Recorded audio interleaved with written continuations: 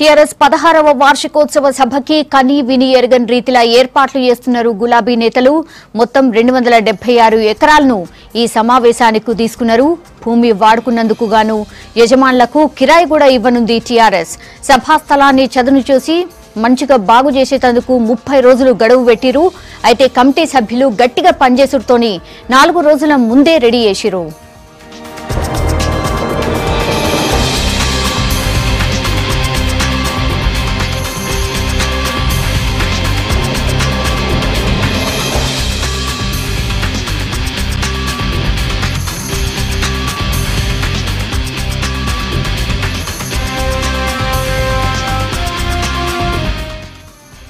ఇక నెల రోజుల క్రితం వరకు జంగల్ను తలపించిన స్థలం అంతా ఇప్పుడు నున్నగా మారిపోయింది.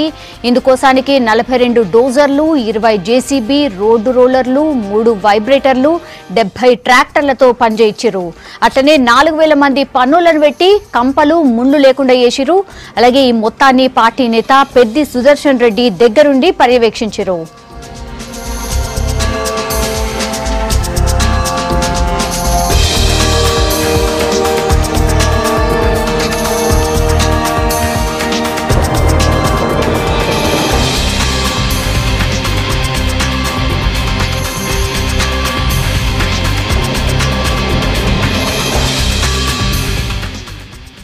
సభ నిర్వహణ కోసం ఉన్న 276 ఎకరాలల్లా 12 ఇన్నర్ రోడ్లు కట్టిరు. అట్లనే సభకు వచ్చేటోళ్లకు తక్లీఫ్ లేకుండా 1463 ఎకరాలల్లా పార్కింగ్ జోన్లు పెట్టిరు. పార్కింగ్ కోసానికి 24 కిలోమీటర్ల రోడ్ వేసిరు. సభా స్థలానికి చేరుకునేటట్టు 21 రోడ్లతో కనెక్టివిటీ పెట్టిరు. అట్లనే ఎండాకాలం కాబట్టి మంచినీళ్ల కోసం వ్యవసాయ బావులను ఎంపిక చేసి ఇంకా ఇబ్బంది లేకుండా బోర్లు కూడా వేసిరు.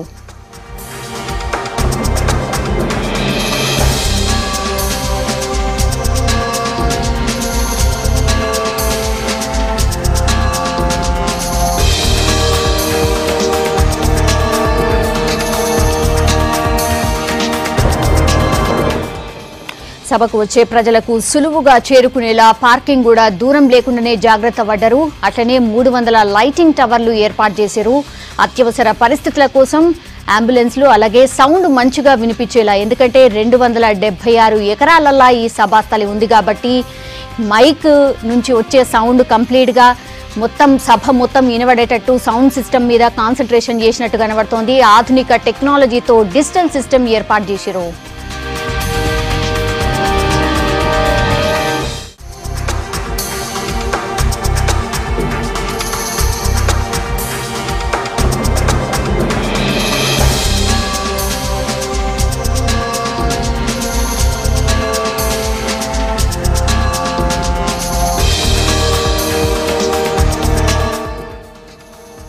టీఆర్ఎస్ సభకు కట్టుదిట్టమైన భద్రతా ఏర్పాట్లు చేసినట్టు చెప్పారు వరంగల్ సిపి సుధీర్ బాబు. ఎవరికి తక్లీఫ్ లేకుండా జాగ్రత్తలు పడుతున్నామని చెప్పారు. డ్యూటీకి వచ్చిన పోలీసులకు కూడా యానిమేషన్ తోని వివరాలు చెప్పిండు సుధీర్ బాబు. ప్రజలు కూడా పోలీసులకు సహకరించాలని కోరుకున్నారు.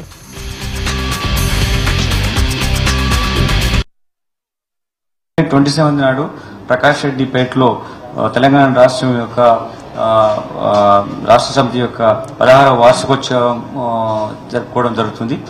దాని పేరు ప్రగతి నివేదన సభగా పెట్టడం జరుగుతుంది. దీనిలో ముఖ్యమంత్రి గారితో పాటు entire cabinet, important party leaders, all MLCs, MPs, all important functions attend అవుతారు. కాబట్టి చాలా ఇంపార్టెంట్ ఫంక్షన్ కాబట్టి కాబట్టి బందోబస్తు ఏర్పాటు చేయడం జరిగింది.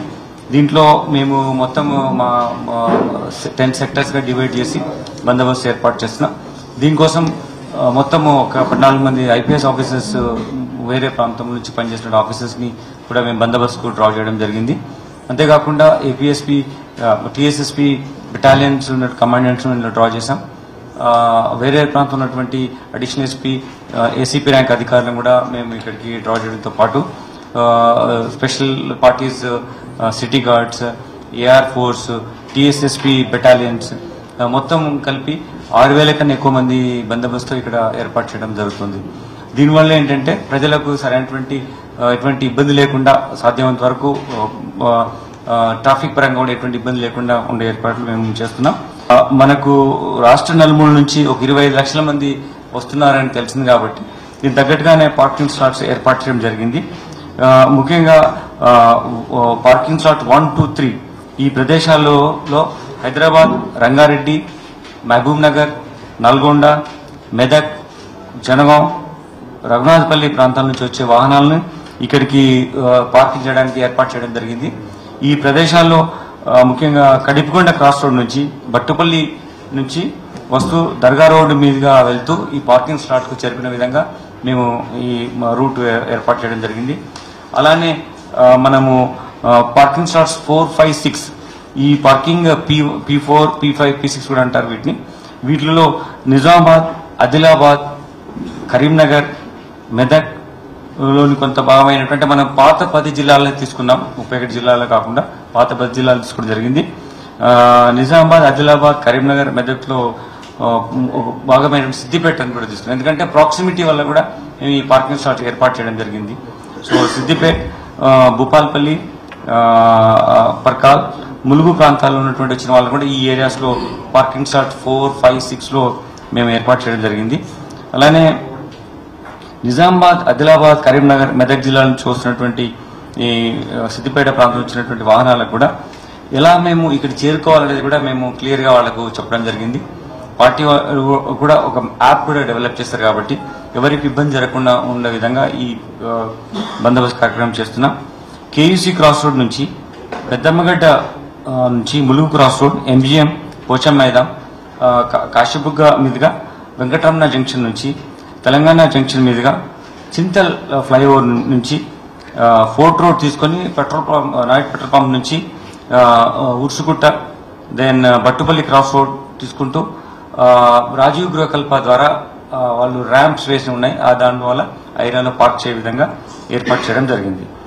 ఇంకొకటి ఏంటంటే ఖమ్మం నుంచి వచ్చే వాహనాలు కూడా వాళ్ళు మన నాయుడు పెట్రోల్ పంప్ నుంచి వచ్చి లెఫ్ట్ టర్న్ తీసుకొని అంటర్ రోడ్కి వచ్చిన తర్వాత సేమ్ ఇదే బట్టుపల్లి క్రాస్ రోడ్కి వెళ్లే విధంగా ఏర్పాటు చేయడం జరిగింది.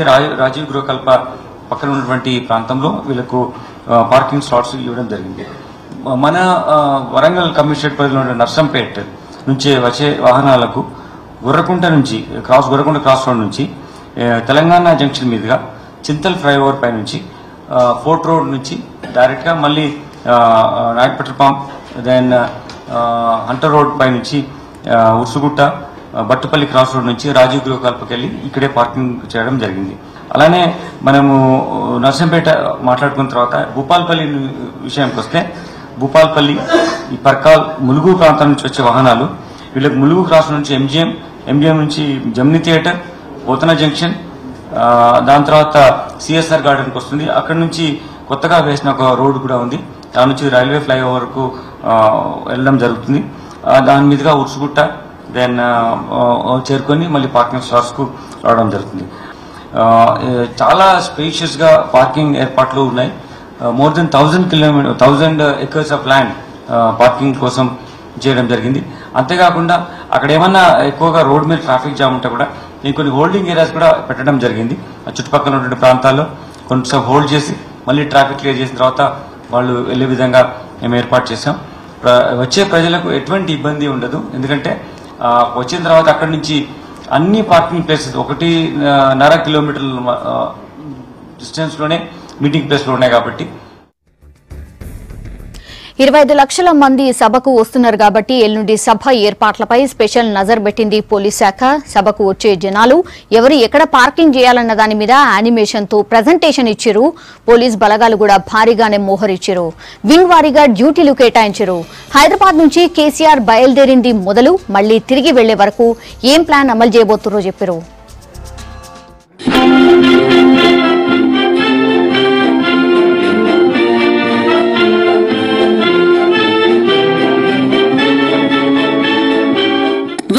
పోలీస్ కమిషనరేట్ పరిధిలో గల ప్రకాష్ రెడ్డిపేట యందు తెలంగాణ రాష్ట్ర సమితి నిర్వహించబోయే భారీ బహిరంగ సభ ప్రగతి నివేదన సభ కోసం వరంగల్ సిటీ పోలీస్ కమిషనర్ గారు శ్రీ జి సుధీర్ బాబు IPS గారు ప్రతిష్టాత్మకమైన భారీ బందోబస్తు ఏర్పాట్లు చేయడం జరిగింది. దాదాపు 25 లక్షల జనాభా వరకు ఈ యొక్క బహిరంగ సభకు వస్తారని అంచనా వేసి 5000 మంది పోలీసులతో కట్టుదిట్టమైన భద్రతా ఏర్పాట్లు చేయడం జరిగింది.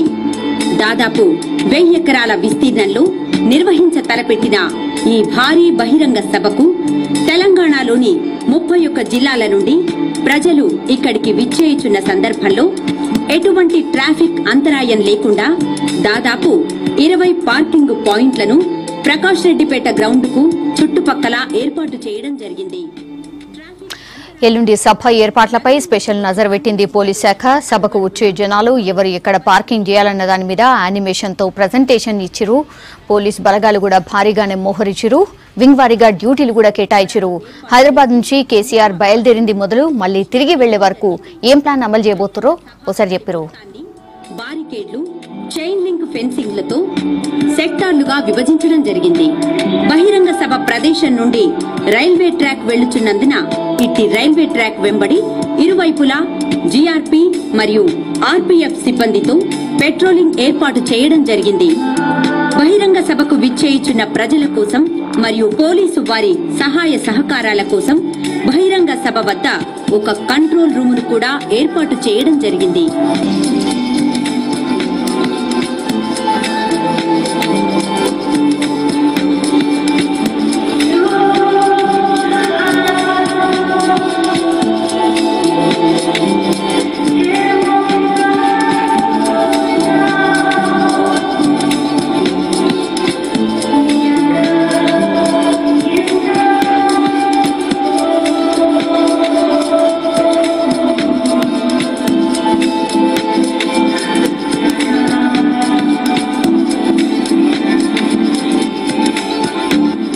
ముఖ్యమంత్రి శ్రీ కల్వకుంట్ల చంద్రశేఖరరావు గారు హైదరాబాద్ నుండి హెలికాప్టర్ ద్వారా బయలుదేరి హనుమకొండలోని ఆర్ట్స్ అండ్ సైన్స్ కళాశాల మైదానంలో ల్యాండ్ అవుతారు.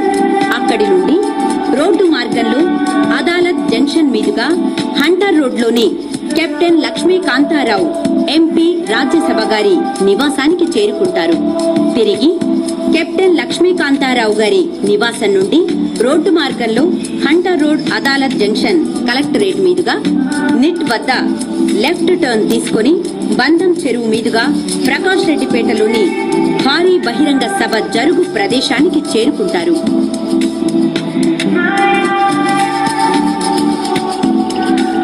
నర్సంపేట, మహబూబాబాద్ రూట్ల నుండి వచ్చేవారు నాయుడు పెట్రోల్ పంపు వద్ద రైట్ టర్న్ తీసుకుని సిఎస్ఆర్ గార్డెన్ వద్ద లెఫ్ట్ టర్న్ తీసుకుని నేరుగా ప్రకాష్ రెడ్డిపేట పార్కింగ్ స్థలానికి చేరుకోవాలి. హైదరాబాద్, నల్గొండ, జనగామ వైపు నుంచి వచ్చే వాహనాలు డీజిల్ కాలనీ వద్ద రైట్ టర్న్ తీసుకుని బట్టుపల్లి విలేజ్ వద్ద లెఫ్ట్ టర్న్ తీసుకుని ప్రకాష్ రెడ్డిపేట పార్కింగ్ స్థలానికి చేరుకోవాలి. ఖమ్మం, వర్ధనపేట వైపు నుంచి వచ్చే వాహనాలు నాయుడు పెట్రోల్ పంపు వద్ద లెఫ్ట్ టర్న్ తీసుకుని సిఎస్ఆర్ గార్డెన్ వరకు వెళ్లి లెఫ్ట్ టర్న్ తీసుకుని ప్రకాష్ రెడ్డిపేటలోని పార్కింగ్ స్థలానికి చేరుకోవాల్సి ఉంటుంది. కరీంనగర్, ఆదిలాబాద్, మెదక్, సిద్దిపేట వైపు నుండి వచ్చు వాహనాలు కేయూసీ క్రాస్ రోడ్ వద్ద లెఫ్ట్ టర్న్ తీసుకుని ములుగు క్రాస్ రోడ్ వద్ద లెఫ్ట్ టర్న్ తీసుకుని ఎంజీఎం సెంటర్, పోతనా రోడ్ నుండి రైట్ టర్న్ తీసుకుని సిఎస్ఆర్ గార్డెన్ మీదుగా షాయంపేట విలేజ్ వద్దకు చేరుకుని అక్కడ రైట్ టర్న్ తీసుకుని పద్మాక్షి పార్కింగ్ ప్లేస్ కు చేరుకోవాలి. ములుగు, పరకాల వైపు నుండి వచ్చు వాహనాలు ములుగు క్రాస్ రోడ్ వద్ద లెఫ్ట్ టర్న్ తీసుకుని అక్కడి నుంచి ఎంజీఎం సెంటర్, పోతనా రోడ్ వద్ద రైట్ టర్న్ తీసుకుని సిఎస్ఆర్ గార్డెన్ చేరుకున్న అనంతరం రైట్ టర్న్ తీసుకుని తర్వాత భద్రకాళి బండ్ వద్ద ఓపెన్ ఏరియాలో వాహనాలను పార్కింగ్ చేసుకోవాలి. ఇట్టి భారీ బహిరంగ సభకు వచ్చు ప్రజలందరికీ ఎటువంటి ఇబ్బందులు కలగకుండా ప్రతి ఒక్కరూ క్రమశిక్షణతో పని చేయాలని మరియు ఇతర అన్ని డిపార్ట్మెంట్లతో కోఆర్డినేషన్ చేసుకుంటూ ప్రజలందరూ తమ తమ స్వంత గృహాలకు చేరుకునే వరకు ప్రతి ఒక్కరూ అంకిత భావంతో విధులు నిర్వర్తించవలసిందిగా అందరినీ commissioner of police Warangal city Shri G Sudheer Babu IPS గారు ఆదేశించడం జరిగింది.